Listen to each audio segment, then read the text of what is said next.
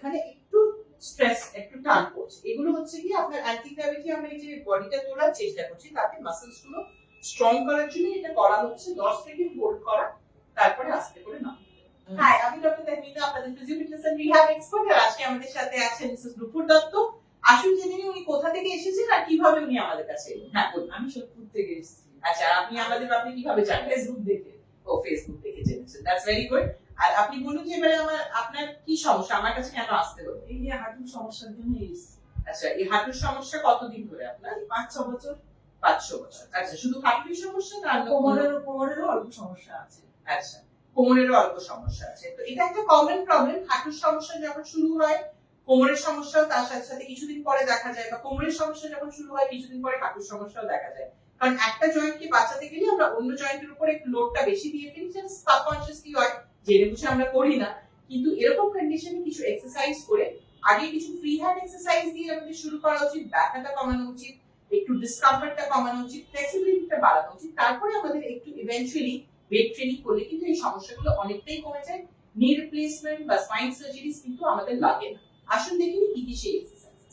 স্ট্রেংথেনিংটা শুরুতে করতে নেই, আগে ব্যথাটা কমাতে হয় উইথ স্ট্রেচিং এক্সারসাইজ। তারপরে আপনি স্ট্রেংথেনিংটা করলে আপনার অসুবিধা হবে না, ওটা খুব ভালো ওয়েল মেইনটেইন থাকবে। তো আসুন দেখি কি কি এক্সারসাইজ। ফার্স্ট এক্সারসাইজটা হচ্ছে খুবই সিম্পল, আমরা সবসময় দেখাই, এনকারেজ করি, হাঁটুটা শক্ত করা। হাঁটুটা শক্ত করা আমরা কি করে করব?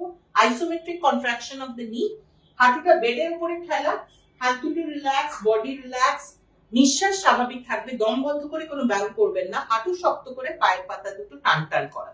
এই টান টান করে 10 সেকেন্ড হোল্ড করে রাখুন। হোল্ড করার সময় স্বাভাবিক নিঃশ্বাস রাখতে হবে। কোনো এক্সারসাইজেই কিন্তু ব্রেথ হোল্ড হবে না, তাহলে কিন্তু ব্লাড প্রেশারটা আমাদের হাই হতে পারে। তো সেটা যদি অ্যাভয়েড করতে হয় তাহলে নিঃশ্বাস প্রশ্বাস স্বাভাবিক রেখে নরমালি ডিপ ব্রিথিং ও করতে পারেন, লম্বা লম্বা নিঃশ্বাস দিয়েও করতে পারেন, যেরকম যোগাতে করা হয়।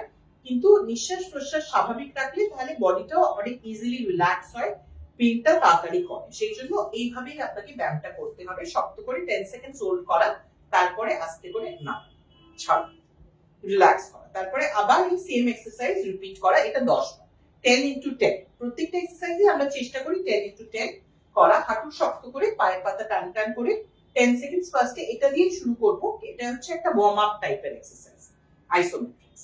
নাম্বার 2 হচ্ছে আপনার এই যে আমরা পাটা তুলছি, এটা নার্ভ স্ট্রেচিং এর জন্য খুব এফেক্টিভ। আগে হাঁটুটা ভাঁজ করব, একটু ভাঁজ করে দিন হাঁটুটা। হ্যাঁ, ভাঁজ করে আমরা থাইটাকে হাত এইভাবে ধরবো 90 ডিগ্রিতে। আমাদের এখানে আমরা দেখি যে থাইটা অনেকে সামনে টেনে নেন। সামনে যদি টেনে নেন তাহলে কিন্তু এটার এফেক্টটা, স্ট্রেচিং এফেক্টটা চলে যাবে।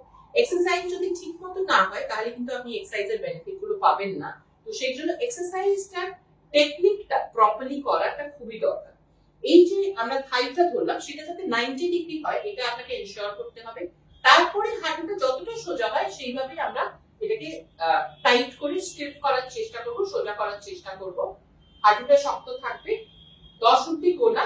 তারপরে এটা নিচে আমরা নামাবো না, এটা আমরা ভাঁজ করব। এই ভাঁজ করলাম, আবার তুললাম। এইভাবে হাঁটুটা শক্ত করতে হবে, পায়ের পাতা টান টান, 10 সেকেন্ড হোল্ড করা। উপরের পজিশনে আমরা 10 সেকেন্ড হোল্ড করছি, তারপরে আমরা এটাকে রিল্যাক্স করছি, হাঁটু ভাঁজ করছি, আবার তুলছি, যাতে পেছনে যে সায়াটিক নার্ভ, যেটা আমাদের longest nerve of the body, সেটা যাতে স্ট্রেচ করতে পারে। এই স্ট্রেচিংটা ইজ ভেরি এসেনশিয়াল। এটা হিপ আর নি দুটোতেই কিন্তু কাজে দেবে, কারণ ওই নার্ভটাই আমাদের হিপ থেকে নি অবধি রেডিয়েট করে নিচের দিকে নামছে। এটা যদি আমরা করতে পারি আমাদের কিন্তু এই নার্ভ পেইন, জ্বালা, ঝিঝি ভাব এগুলো কিন্তু অনেকটা কম থাকে। তাই জন্য এটা খুব এসেনশিয়াল, সবারই এটা করা দরকার।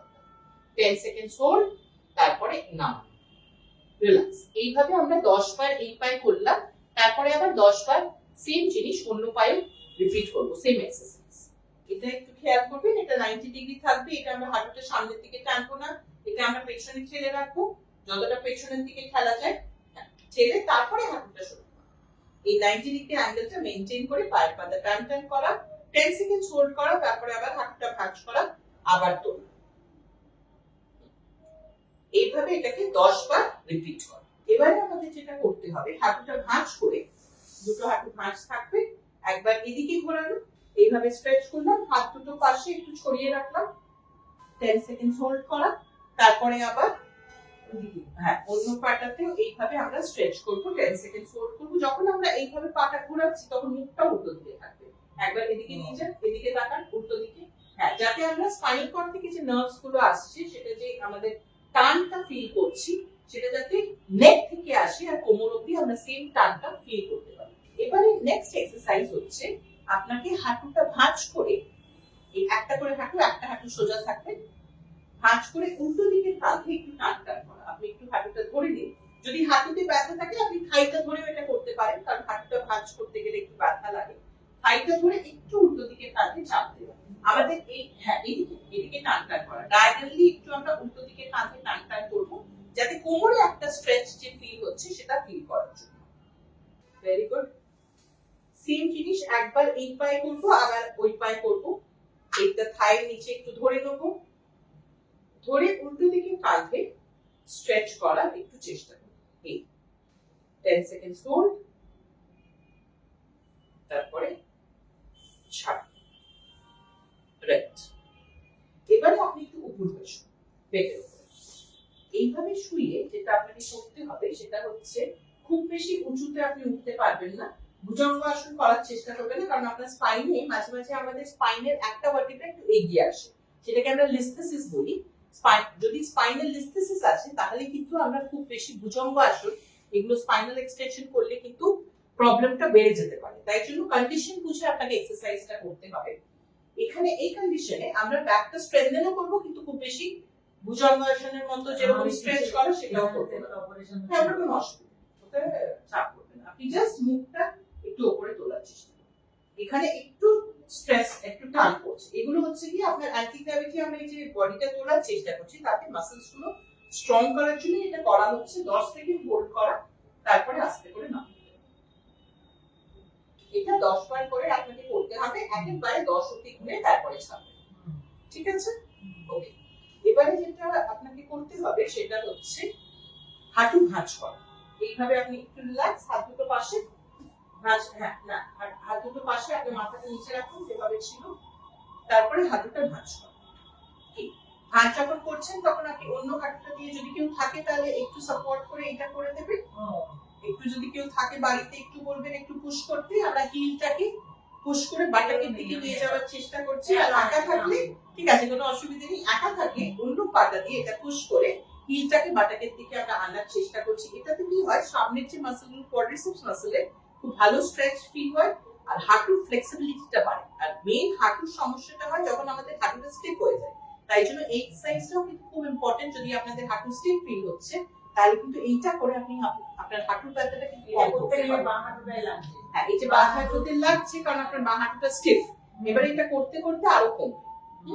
এটা আস্তে আস্তে আস্তে আস্তে দুলিয়ে দুলিয়ে, একটু যদি ব্যথা হয় আমরা একটু করে দুলিয়ে দুলিয়ে পেন্ডুলার মুভমেন্ট করে এটাকে পুল করার চেষ্টা করি। ডান হাঁটুটাই এত ব্যথা লাগে না, হ্যাঁ, বাঁ হাঁটুতে লাগছে, কিন্তু এটা করতে করতে দেখবেন আপনার ব্যথাটা অনেকটা কমে যাবে। ঠিক আছে? ওকে। এই কিছু এক্সারসাইজ যদি আপনারা রেগুলার করেন তাহলে দেখবেন যে আপনার হাঁটুর সমস্যা, তার সাথে সাথে হিপের সমস্যা, মানে কোমরের সমস্যাগুলো কিন্তু অটোমেটিক্যালি অনেকটাই কম। আপনাদেরও যদি সেম প্রবলেম হয়, একটা জয়েন্টে ব্যথা শুরু হয়েছে, হিপে শুরু হয়েছে, নিতে রিফ্লেক্ট করছে, নিতেও ব্যথা হচ্ছে, বা নিতে শুরু হয়েছে হিপেও ব্যথা হচ্ছে, এটা খুব কমন প্রবলেম। সাবকনসিয়াসলি আমরা একটু বেশি ওজন দিয়ে ফেলি অন্য জয়েন্টটাকে প্রোটেক্ট করার জন্য, সেই জন্য দুটো জয়েন্টেই দেখবেন হিপ আর নি দুটোতেই তখন প্রবলেম শুরু হয়ে যায়। এরকম সমস্যা যদি হয় ডেফিনেটলি ফার্স্টে কিন্তু আপনি ফ্রি হ্যান্ড দিয়ে শুরু করুন। ফ্রি হ্যান্ড এক্সারসাইজগুলো আমরা দেখিয়েছি, সেগুলো দিয়ে শুরু করুন। যদি আপনার তাতেও ব্যথা কমছে না তাহলে আপনারা আমাদের কাছে আসতে পারেন, দ্য কিউ ফিজিওস। আমাদের নাম্বারগুলো আপনাদের স্ক্রিনে রিফ্লেক্ট করছে, ফোন করে অ্যাপয়েন্টমেন্ট নিয়ে আমাদের কাছে এলে আমরা ডেফিনেটলি আপনাদেরকে হেল্প করব। আর যদি স্ট্রেচিং করে বেটার হচ্ছে তারপরে আপনাকে স্ট্রেংথ ট্রেনিং কিছু করতে হবে। স্ট্রেংথ ট্রেনিং যদি করেন তাহলে কিন্তু এই হিপ নিয়ে যে প্রবলেমটা সেটা কিন্তু একেবারে রিজলভ করে যাবে, ওয়েল মেইনটেইন থাকবে। আর আগামী কিছু কাল, মানে মোটামুটি অন্তত 5 to 10 ইয়ার্স আপনি যদি এই এক্সারসাইজগুলো করে যান along with strength training, তাহলে কিন্তু ডেফিনেটলি আপনাদের কোনো সার্জারির দরকার হবে না, আপনাদের ব্যথা, স্টিফনেস সবকিছুই ইন কন্ট্রোল।